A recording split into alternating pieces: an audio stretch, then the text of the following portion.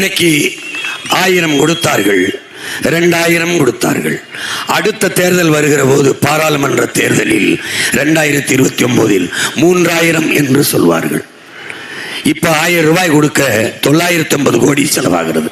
இப்ப 2000 கொடுக்க அதற்கு தகுந்த மாதிரி இந்த காசுகளை எங்கிருந்து எடுப்பார்கள் என்றால் கடன் வாங்குகிறார்கள்.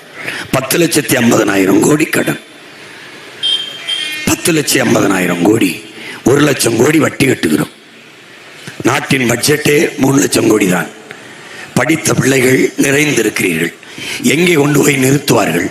ஆசிரியருக்கு சம்பளம் கொடுக்கவில்லை, வீதியிலே. மருத்துவர்கள் டாக்டர்களுக்கு சம்பளம் கொடுக்கவில்லை, வீதியிலே போராடுகிறார்கள். செவிலியருக்கு சம்பளம் கொடுக்கவில்லை, வீதியிலே போராடுகிறார்கள். இதில் யார் போராடியது?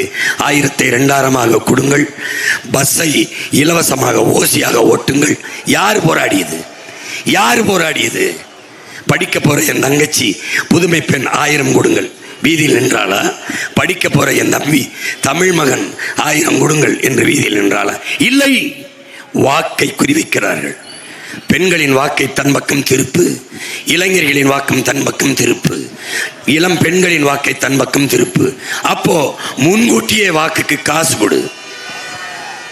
3 ஆண்டுகள் 1000 போட்டால் ஒரு வாக்குக்கு ஒரு ஆண்டுக்கு 12,000 கொடுக்கிறார்கள். யார் காசில் இருந்து? மக்கள் காசில் இருந்து, மக்களின் வரியில் இருந்து அரசு காசை எடுத்து தன்னுடைய வாக்கை உறுதி செய்கிற கட்சி ஆட்சிகள் இது.